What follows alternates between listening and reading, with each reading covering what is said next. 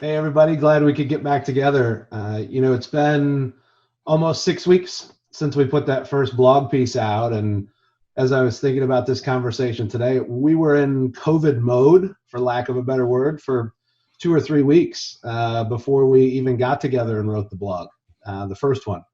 I've had a couple of those since, and Patrick's helped us out with some video content. Uh, I just thought it might be nice to get back together and check in a little bit. We all have been working with our clients and partners across the state and across the country. They're all experiencing this crisis and this situation differently, right? We've talked about this. I mean, some of them have stayed open throughout and are right on the front lines of things. Some have had to shut down for any number of reasons. Some have been more in flux. I suspect that's true for all of us too, right? Depending on who those clients are and what sorts of projects we were working on with them. Um, let's just check in for a second. How's everybody doing? Welcome back. I'm glad to be with you all. It's so great to be with all of you this morning, taking a break from homeschooling duties. I'm just crossing my fingers that little people don't come into the shot at some point, but if they do, now you know what to expect. But so glad to be back with all of you. I've really enjoyed our work together over the last several weeks. Doing well. Good to see you all and great to be with you. I'm good and getting better, excited about the opportunities ahead. We are pushing through and getting through. Clients, partners, the community are coming together. And as always, I'm just glad to be around the energy of this team. Yeah, I'll ditto that, and I'll also thank both Casey and Forrest for your leadership in kind of holding these conversations. But yeah, I think we're all as busy as ever right now, which is kind of strange. I'm looking forward to the conversation. Good morning. I would agree with Patrick. Busier than all get out. And there hasn't been a slow moment in the last 6 weeks or so. But it's really good to see all of you. I'm glad everybody is staying safe and staying well. And I'm looking forward to this time with you today. Charles, you used the term just now, good and getting better. Yes. I'm glad to hear it. I've also heard you use the term over the last couple of days, exhausted. Yes. You and I are both in this same place. I, I think that's probably true for all of us by some definition, right? I mean, this has been a long journey we've been on here. I mean, what can people be doing, especially, executive directors or CEOs and their boards? What can people be doing right now to keep up that energy level and keep charging ahead? You know, Forrest, it's interesting. I'm an old school person, as you know, and I grew up with my parents listening to Bill Withers. I don't know if y'all know who Bill Withers is, but he had a song, Lean on Me. And some of you remember the movie and the song.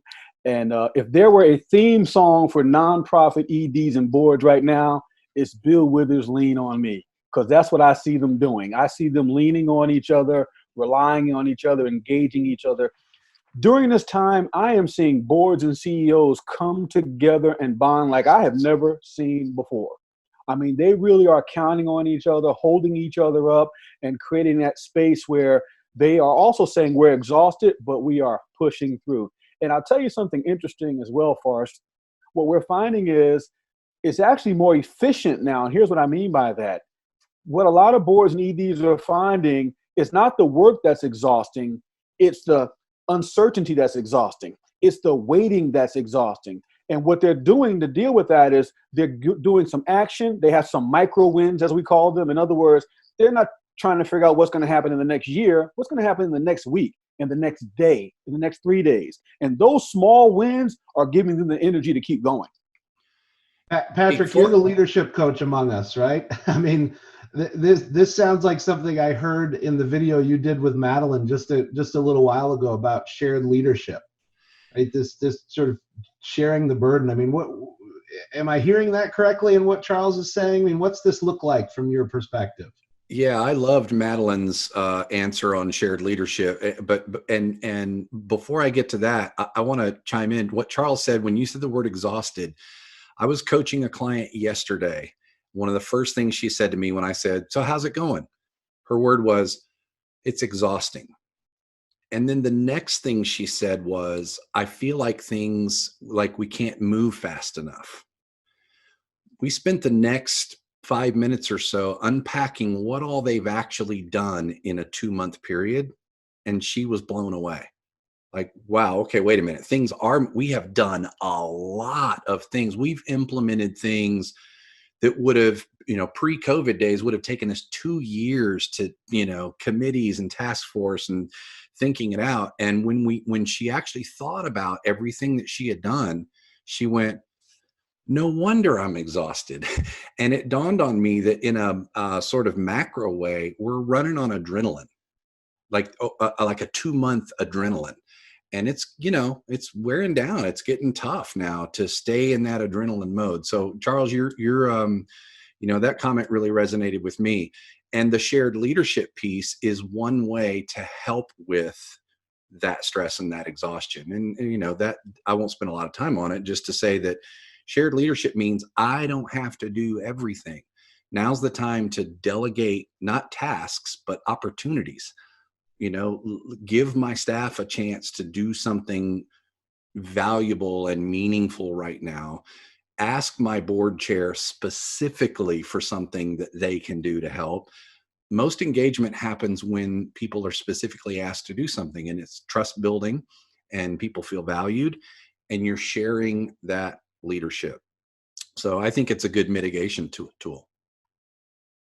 Casey, it makes me think about some of the things you and I have talked about related to communications. And I know you've written about this. It was part of both of our blog posts. I mean, some of this is internal communication, obviously, between the director and the board and the staff and those sort of things. It's also external, right? I mean, I'm not sure that it's necessarily appropriate to send out the newsletter from the CEO that says, hey, everybody, we're exhausted. But I understand, in Patrick's point, it's also important for us to be vulnerable and communicate these things. I mean, what does communication look like right now? We've been sort of on hold and maybe don't want to push out a bunch of messages. Maybe we do. Now things are moving along. What's communication look like in this time? I think we're still in paying attention mode, ensuring you're not tone deaf mode. For some, yes, they are still in the middle of this crisis. They are still on the front lines. They are still trying to make it day to day. They are exhausted, as Patrick just described. But for others, their organizations haven't been as intimately impacted, so they're not sure when to chime in, when to create messaging, when to start pushing things out. But I think it's just paying attention. And are we being a part of the conversations? How are we messaging to our donors, our supporters, that yes, we too, even though we may not be on the front lines, we need that support still. Just this week was Midlands Gives in South Carolina, where nonprofits are able to message to donors around one particular day. And it was a record-breaking year this year for Midlands Gives, which I think speaks a ton to the community and where they are and how we're all ready to jump in and help nonprofits. But I think about organizations who aren't on the front lines per se, and I'm thinking about the messaging that I saw from them for Midlands Gives, or even a few days before, like Riverbank Zoo. They are being heavily impacted by this because this is their peak season. They would normally have tour bus after tour bus of field trips coming in during March and April and May. So that has really hurt their budget and their bottom line. Same thing with the Newberry Opera House in Newberry, which is where I live. They're not on the front lines again, but we're going to want these places there when this is over to bring enjoyment, to bring joy. So they need to remain a part of the conversation. And I think I saw some great messaging around that this week, and really telling donors how this is impacting them, staying a part of conversations, and reaching out and helping those that are on the front lines when they can. I don't think they need to be radio silent. I don't think that's where we are anymore. But I think you need to pay attention and you need to be a part of meaningful conversations. I really love pay attention, right? I mean, it's probably true for all of us all the time. Tom, it's interesting. I mean, you and I have had some conversations. I think it's what I love about this group. Sometimes all five of us get together. Sometimes it's different dyads and triads. But what has happened for all of us on this call over the last 6 or 8 weeks is a a real connection, a tighter bond amongst ourselves. Speaking of challenges, Casey just mentioned, communication is complicated. She mentioned fundraising. There's lots of other challenges out there. I'm going to put you on the spot, Tom. What's the biggest challenge right now that nonprofits are facing as we start these conversations about perhaps reopening, depending on what state or city you're in? Well, I think, Forrest, for the nonprofits that I work with, and I'm actually thinking about a large agency that I work with, and where this really comes through in a very significant way, this balance between compassion and need. So on the compassion side of things, what we have, for example, is a study that came out from Harvard on April 30th. And they looked at 23,000 Americans in all 50 states. And what they found were that 93% of Americans are saying it's too early to reopen. We're scared to go back. We don't know what this will mean for us to actually go back into the workplace. That is a staggering number. And at the same time, the other side of that tension is that the nonprofit leaders are feeling like we've got to get back to business. We really need to be engaging our clients, engaging in doing the work that we do. And so how do we really balance that tension of really caring for our folks, making sure they feel safe, making sure they're comfortable coming to work, and at the same time doing what we need to do to really effectively see our organization go forward. So one of my clients is actually thinking about doing this. They have about 350 employees. Their central office building, or one of two main office buildings, was built in the 1970s, and so it's like cubicle city in there, right? And social distancing is almost an impossibility. But their staff are saying, well, wait a minute, we're not sure we want to come back into this old building and risk the possibility of exposure. So among the solutions they're examining right now are, can we have half the workforce come in for 1 week and the other half stay at home, and then flip that? How do we maintain the social distancing part or the physical distancing part so that people can feel safe? How do we just simply restructure how we do our work to make sure that we're striking that balance so that we can go forward, address the needs, move the organization forward, and let people feel like they're taken care of and feeling safe? I think that's a huge challenge. Yeah, I don't disagree with that at all. And that specific piece, right? Social distancing and what comes along with that, and paying attention to data trends and listening to our governors and our leaders, that piece is very unique to the COVID situation we're in, right? That's new territory. But what's really interesting though is a lot of the other stuff we're talking about related to leadership and just good management practices. One of the real aha moments for me has been, we've all been racking our brains about what does leadership look like in this moment, and have come up with, I have a biased opinion, but what I would say are some pretty good tips and interesting thoughts. But the aha moments for us have all been in our video series with Patrick. Nearly every video we come back to, the more I think about it, we should have been doing this pre-COVID. And yes, we should be doing this during COVID. And yes, we should be doing it after, right? So, Patrick, everything Tom just laid out about the social distancing piece and reopening is very COVID specific. But wouldn't you agree that it's also true a lot of the things we've been talking about are maybe not all that COVID specific and more just good practice? Aside from those specifics about reopening, I'm actually not able to think of any of the sort of tips and conversations that we've been having that don't apply to just any. It's really interesting. You came on, Forrest, and talked about looking at our mission and making sure that we're prioritizing action around our mission right now. That's not a crisis leadership technique. That's a leadership technique. Casey talked about communicate. You can't over communicate, be transparent. That's not a crisis communication tip. That's a communication tip. Tom talked about self-care. We have to care for ourselves before we can care for others. Not a crisis tip. That's a leadership tip. Charles talked about boards trusting and supporting their CEOs. Not a crisis. So the last time we had this conversation about this, Forrest, forgive me, but I came up with a really cheesy analogy that I think might make the case. And that is that while all these leadership tenets that we're talking about are universal, the stakes are higher now. And what I thought about was, I'm a child of the 80s, graduated high school in the 80s. So I remember the Karate Kid movies, right? And Daniel in his first, and if you haven't seen the movies, shame on you. But you'll have to go see it now to get this comment. Daniel, he's bullied by his friends or his schoolmates, and he ends up, challenging them in a tournament to put it all to rest.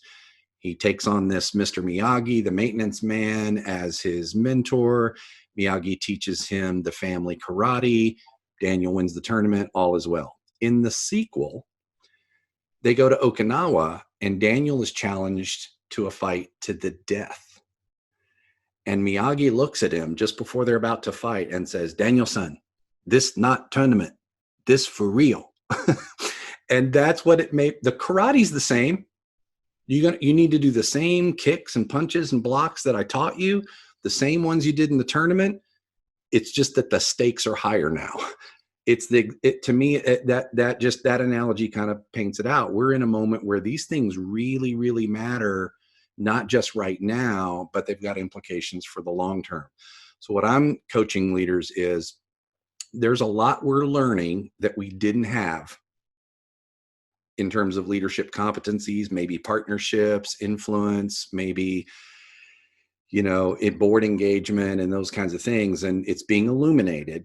And my take would be, don't beat yourself up over it, but learn from it.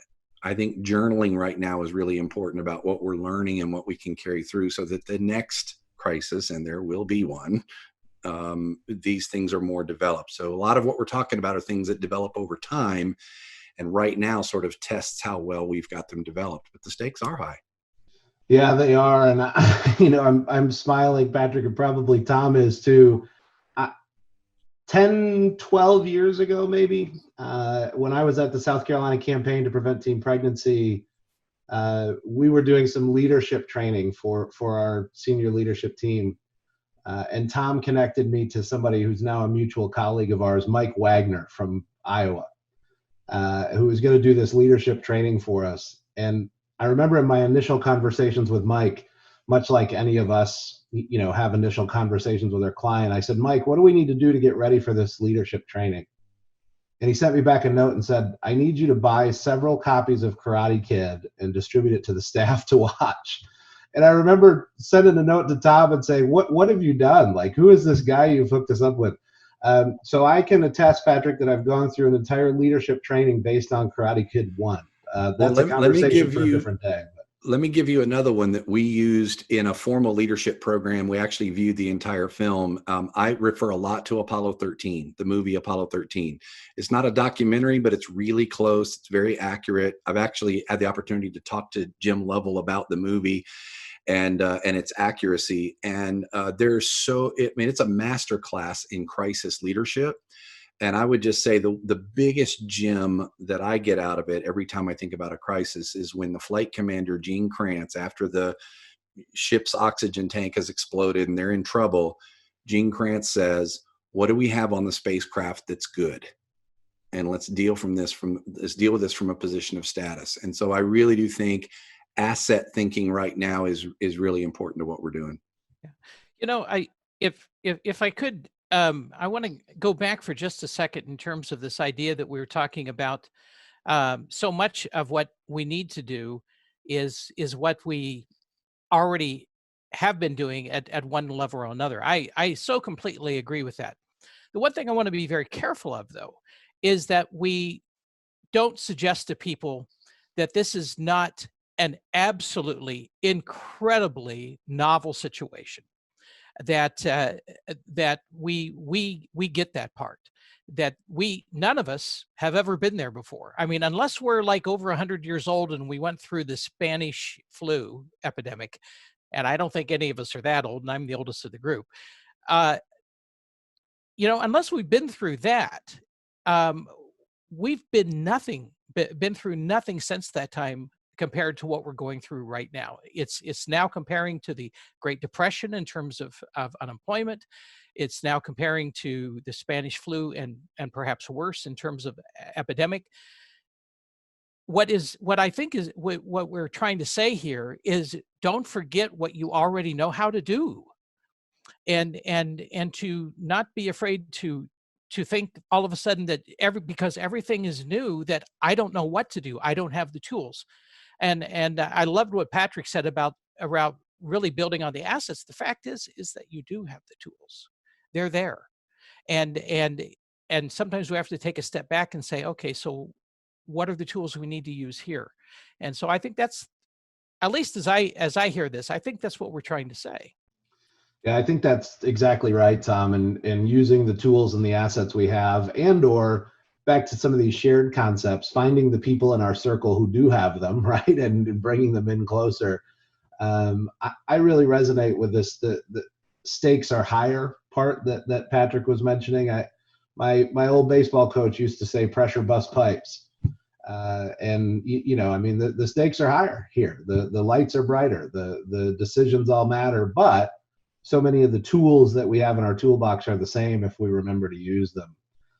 Charles, it makes me think about something you had on social media a couple days ago. We all follow each other and interact with each other and learn from each other. You had a post the other day that highlighted 3 words: imagination, courage, and authenticity. Short of Patrick and I getting our imagination going about recreating Karate Kid or Apollo 13 movies as part of our learning. I mean, imagination, courage, authenticity. That post really struck me. I'm wondering how you got there and why you were pushing out those 3 words. Forrest, speaking with EDs and others over the past couple of weeks, those 3 words kept coming up in those conversations. Talking with board chairs and board meetings, those 3 words just kept coming up over and over and over again. And one of the things that I realized is imagination, and authenticity, and the things that we're talking about right now are so important to the work that we are doing, and courage. And so as an example, think about this, the word imagine. Just hearing that word kind of opens our mind up. Just to hear the word imagine makes the mind just on its own, it just kind of opens up, imagine. And we really need right now some creative things to take place. So imagination fuels creativity. Courage, I believe, fuels action, okay? And authenticity fuels trust. So if there was ever a time where we need boards and EDs to imagine possibilities, to have courage when they act, and really be authentic in their actions, it is right now. I don't know if any of you realize this, but many parts of our world and our country right now are what I would call a low trust environment. And people right now are begging for leadership. People are yearning for direction. People want to know that when you say what you're saying, I can believe you, I can trust you, I can follow you. And one thing that I don't think nonprofits get a lot of credit for, the leadership that nonprofits bring to communities is unparalleled. I think in the midst of COVID right now, we've seen businesses shut down, we've seen government agencies shut down, and everybody's doing the best they can. But we don't give nonprofits enough credit for it. They're on the front line still. They're still open. They're still working. They're feeding, they're clothing, they're tending to, they're caring for. And nonprofits, in my opinion, are pillars in communities, and we need to lead them with imagination and courage and trust to keep driving this change going forward. So I think it can work, and we got to recognize that we, on the line of nonprofits, let's use our imagination, let's keep being authentic, be who we're supposed to be, and let's operate with courage, because the decisions we need to make aren't easy, but we've got to make them for the greater good. Man, that's powerful, and I will say the part of that I think I love the most, although they're pretty equal, is the imagination part. And what strikes me is that one of the things I learned about creativity a long time ago that I try to share with my clients is there's more than one right answer. That creativity is not, here's the problem, we have to find the solution. There's one solution out there somewhere. We got to figure it out and find it. That's actually counter to creativity. So, and imagination. So imagining what's possible means, what if we did this? What if that? Well, what if this? And maybe this would work. And so I really love it. And I saw when you posted it the other day, Charles, on your group page, those 3 statements, I did just, it was loud and clear. It rang really true. Well, that's really got my creative juices going now, talking about imagination here. And actually it really dovetails into something I've been thinking about this, which is that not only do our leaders and our leadership need to be really imaginative and creative, but we also need to open space for innovation to really emerge in our organizations as well. And so I think, this idea of emergence, what does that basically means? It means kind of clearing the space where the imagination can begin to flow and to allow others to step forward with that. In our organizations, we have a lot of different people. And it's not just completely upon the board or the executive director or the senior leadership to really have all the imagination juices. Those may exist at other levels of our organization that we don't regularly engage with. And so we can do some things very strategically and very purposefully to really tap into some of that imagination and innovation that is there. We can do appreciative inquiry. We can do an appreciative summit with our entire organization if we want. We can look at a framework like the Foresight model out of Australia. Hindsight, oversight, foresight, and I think I forgot the last one of it. Insight. Thank you. Heck, they all had the same ending. It's just anyway. But the foresight model is one of those that's out there that gives us a framework for how we really think about what it means to be imaginative and to create the space for innovation to emerge. And of course, as it emerges, then we have to feel comfortable, doing rapid prototyping with the ideas to see what works best. And Patrick referred to this somewhat as well, that we have to become comfortable with good enough. We're not going to it's not going to be possible for us to do something in our very best way. To make it perfect. And so let's go for, is it good enough for this moment? Because we always have the opportunity to improve it. We can always make it better, and we can reach our best, but it doesn't have to be our best to begin with, especially in a moment of crisis like this. So thanks to Charles for introducing this whole idea of imagination and creativity, because this is really what is needed by all of us right now, is because we don't know the future. We don't know what's coming at us. So we can only imagine what it might be and then think of creative ways to address it. Forrest, can I jump in there real quick? Just Tom said something that just made me think of something. As you know, I'm a veteran, Air Force veteran, and it brought a military term back to mind for me. A military term, it's an acronym, OODA, O-O-D-A. Some of you know this term. Observe, Orient, Decide, Act. Observe, Orient, Decide, Act. Particularly used by fighter pilots and others who are operating, obviously, at supersonic speeds. They have to observe, orient, decide, act. Observe what's going on, orient, where do I sit in position to what's going on, make a decision, and then act upon it, and then repeat that cycle over and over again. I see nonprofits doing that right now. With imagination, I'm observing, orienting, deciding, and acting. And what we know right now, the speed of decisions are increasing, and I'm telling folks this: it's better to make the wrong decision and correct it than to make no decision. Because that no decision can then, again, it exhausts people, it drains people, and quite frankly, it can bring people to question your leadership's credibility. Yeah, Charles, I love it. I really do. I also want to go back to that imagination list. One of the words that's really sticking out to me, and I hadn't thought about using this word in this context before, is courage. And I think about the first blog piece that we all put out together, right? And we had this circle image of caring for self and family and organization and community. And, perhaps one of the unique things, to go back to that idea about this situation, is the layering effect, right? One of the things I've been struck with as we're interacting with folks is how much people are balancing live in the moment. You've got directors of their own organizations who may also sit on the boards of two other organizations who now all of a sudden have a few kids at home, and they're also their teacher, and they're trying to protect elderly parents, and they're worried about their neighbors, right? The layering piece of this is amazing. And like I said, I hadn't used the word courage in this sense before, and I'm going to call out my colleague and friend. She'll be embarrassed for me doing this, but Casey, the word courage and what you're balancing yourself comes to mind right now. I mean, we're still humming away on 1,000 feathers. You had to go virtual as a professor at Newberry College. You have a family, 4 little people at home all the time. It's been amazing sort of just watching you not just survive, but thrive through these moments. I mean, take us behind the curtain a little bit. What does this look like as a mom right now?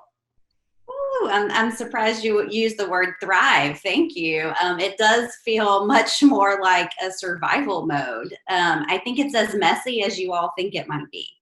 I'm shocked that, as I said at the beginning, that no little person has come in here during this video.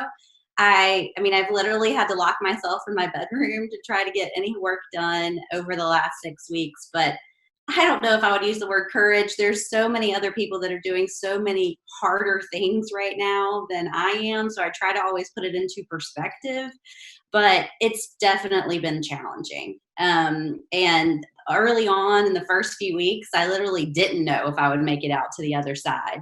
It was, transitioning from just work to transitioning to working in the house. Yes, taking my class virtual, which was hard enough for my college students, and then doing this homeschool thing. And I have 4 children. So it wasn't just I'm homeschooling a 17-year-old who can do his own thing. I have a 10-year-old, a 6-year-old, and 2 3-year-olds.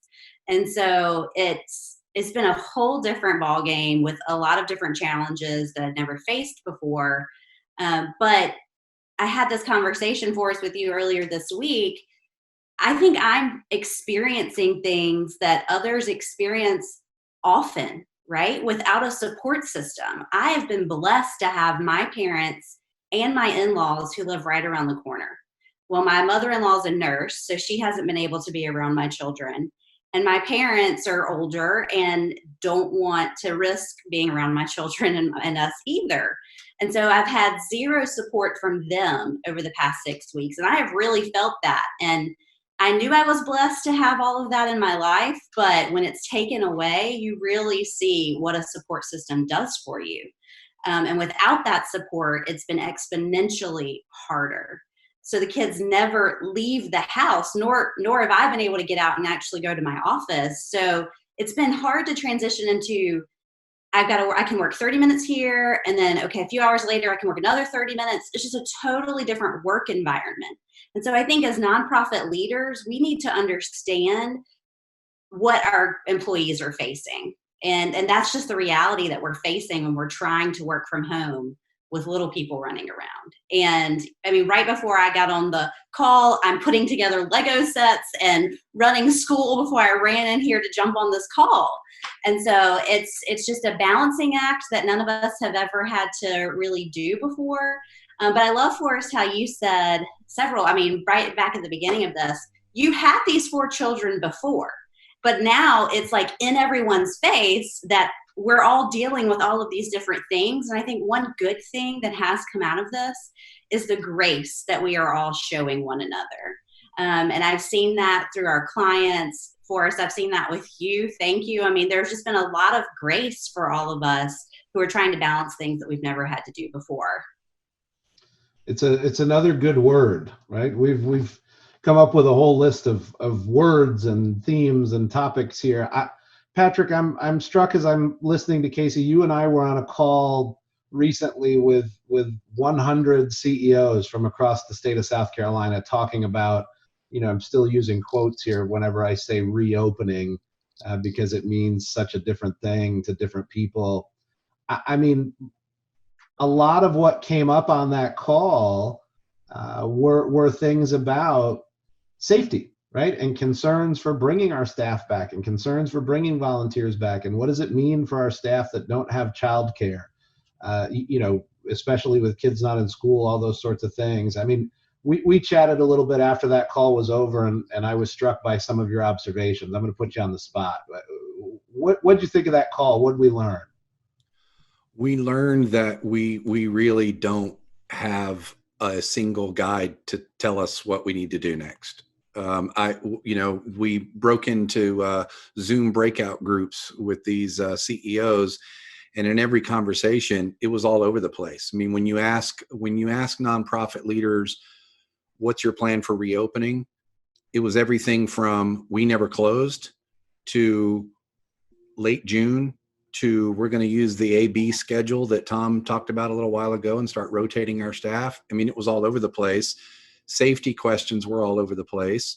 And the idea, Forrest, you shared some data on the call, some data from DHEC, our state's health department, about the curve and what's happening. But you referred to the conflicting standards that we're trying to use to reopen, 14 days of decline in cases versus a trend line over 14 days of the percentage of tests that are positive is decline. Who do you listen to? The White House guidelines.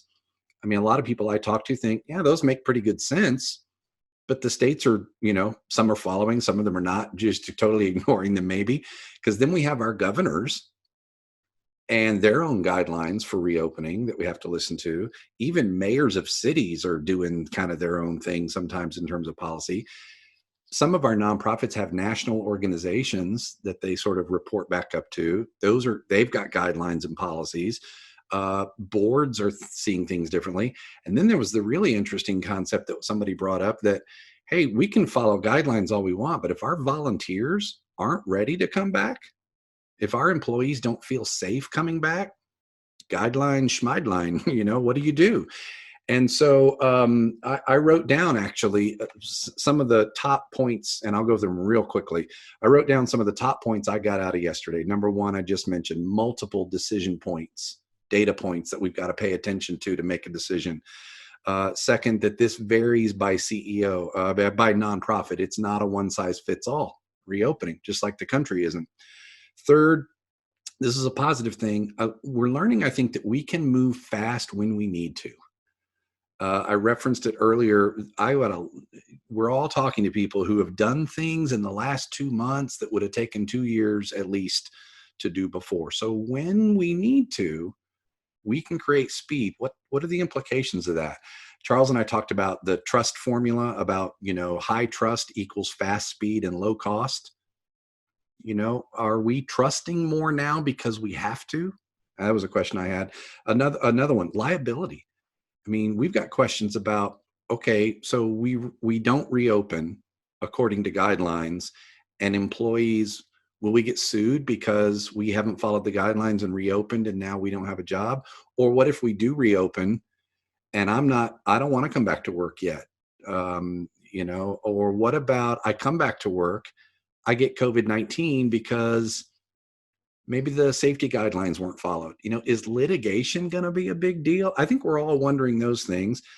The fifth thing is that we're realizing we might not need all the physical space we've been using. We've had this conversation's come up many times, organizations going, hey, we might not move back into our physical space ever because we're learning what we can do remotely. And then finally, the idea, and this came up yesterday too, the idea of this balancing act, this tension, Tom mentioned it, and we the best way we can categorize it is health or the economy, health and safety or the economy. I'm not so sure those are mutually exclusive terms, because I think what we're not looking at a lot anyway, while we're looking at all the flattening of the curve and everything, is what's happening to the suicide rate? I don't know.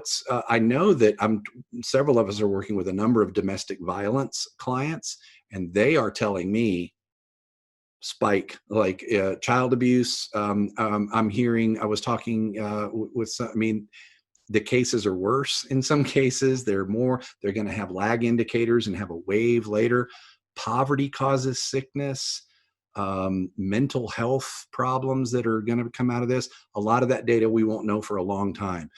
I walked out of the call yesterday, Forrest, always inspired that there are some incredible minds and leaders out there. It's always such a good feeling when we meet with them, but also an acknowledgement that we're still in the mode of having more questions than we do answers.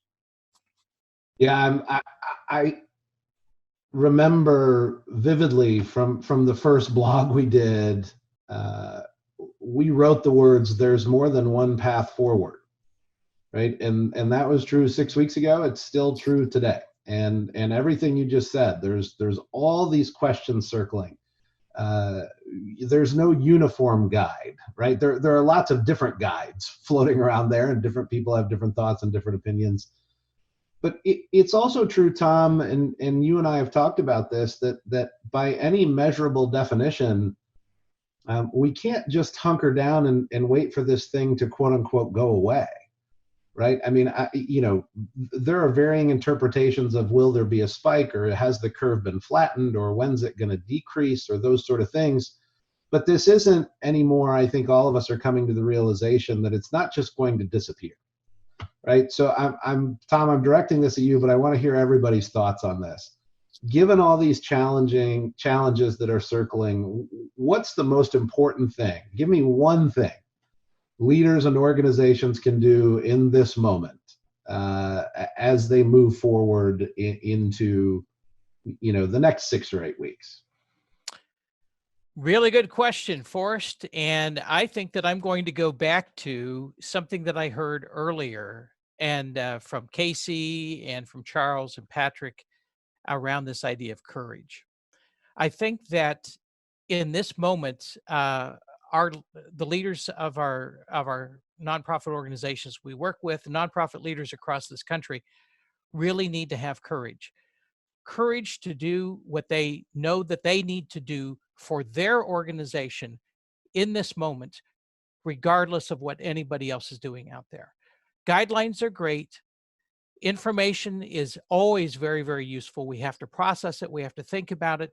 But ultimately, what it comes down to is that we have to make those decisions to do what we know is best for our organization and right for our clients and right for our staff. And that is going to take incredible moral courage to do that, because we're getting pressure from all different places. We're getting pressure from people that say, "Oh no, it's okay. Let's go out in public. No mask are needed. It's my body, my mask, my choice." All of that kind of stuff. We're getting pressure from people that are saying, "No. You can't even go outside without practically a respirator mask," right? So there is this balance that we have to strike. But knowing what that balance is and acting upon that is going to be the decision of every nonprofit leader and their organizations. It may not be popular, but it needs to be the right thing that you do for your organization in this moment. Tom, I completely agree with you. And back to what Patrick said, there is no one size fits all. I think that is the big headline here. There isn't like, this is what every single nonprofit needs to do. And I would encourage nonprofit leaders to talk to your staff. Listen to them. What are their concerns? What are they willing to do? What does their home look like right now? Like, it's not back to normal for those of us with young children at home until we're not at home with young children. So until childcare is opened up, or summer camps, which don't seem to go, I don't think those are going to happen, till our grandparents feel comfortable stepping back in, until they go back to school in the fall. This is not normal. And so as much as we want to get back to opening businesses, like, you just have to realize we're in different times. This is not normal for your employees. And I would really encourage leaders to reach out to their employees and really start listening to them. Casey, it's a really important distinction, isn't it? As I'm hearing Tom and then you talk, both are correct, right? I mean, Tom encouraging people to show courage, but don't mistake courage for meaning you need to lock yourself in your office and make all these decisions yourself. Right? That is not what courage means, right? We can make courageous and bold decisions and listen to and absorb and take in the input of our staff and our board and those in our inner circle. Charles, what would you add here? One thing. One thing that I would add, excuse me, I think nonprofit board and leaders need to make values-based decisions. If we do anything right now, we have to make values-based decisions. Excuse me. Those values that you have on your website, on the wall, on your business card, or in your board manual, now's the time to look at those things and say, are they really real? Are they just nice words, or are we really going to practice these right now? Because this is the time where, as we're being nimble and being flexible, and we're practicing all these different things, resiliency and so on, our values should guide everything we do. And tough decisions guided by values must be made. Patrick? Yeah, I don't think I would add anything. I think I would reiterate something because it's what keeps churning back in my head as I listen to all of you. And it goes back to something Charles said on his interview with me a few weeks ago, and it got a lot of response from people that watched it. And that is, it's time for CEOs to show boards why they hired them. And so I want to mix that comment with everyone's comments about courage. And I want to refer to something that impressed me on the call yesterday that we talked about, Forrest, with 100 nonprofit CEOs in South Carolina. One of the nonprofit leaders, and I won't call them out by name, said, "Our board never voted to close. I closed us." It was not a time when we had, board meets the second Thursday of next month. When we get a chance, we'll ask them about should we close or not. It wasn't time for that. Board members were distracted. There was already, now the caveat is there was already established that high level of board trust in CEO that Charles talks about. So, I don't advise this for everybody. If you don't have that culture of trust, that can get into troublesome ground. But it just impressed me that here was a CEO saying, hey, right now I got to lead, and, forgiveness over permission right now. It's not that she wasn't engaging her board. I know that she is. It's that CEOs are having to make those judgment calls based on courage, based on value. I mean, just really everything you all have already said. But that decision struck me, right or wrong. You might argue whether that was a good thing or a bad thing, but it pointed out that here was a CEO going, we can't wait. We can't put this in a task force for the next 2 months. Yeah, I think that's right. And I would just add one final thought. And it really is personal for me as a result of this group and otherwise. And that is for people in this moment to keep learning, right? I mean, I have valued so much these conversations that we continue to have, whether they're on Zoom together or the occasional text message back and forth or picking up the phone and calling each other. I've learned so much from all of you in the last 6 or 8 weeks. And I think that's true for everybody in this moment. Again, that CEO call that just happened, putting people in a room together and allowing them to think and interact and learn from each other. We do have tools in our bag that we have to use. We all have to commit to applying what we know now, right? Using the tools we have. But we all have to also commit to striving to find more answers over time, to keep learning, to keep sharing, to keep interacting. It's the reason I love this group so much. So thanks again for getting back together, and I can't wait till the next time. Thanks to you again, Forrest, for keeping it going and sort of hosting and keeping the conversation headed in the right path. Who knows what else is going to come out of it, but I know we're still in touch and learning and communicating what we learn along the way. Appreciate all of you. Likewise. Thank you all. Thank you all. Thanks.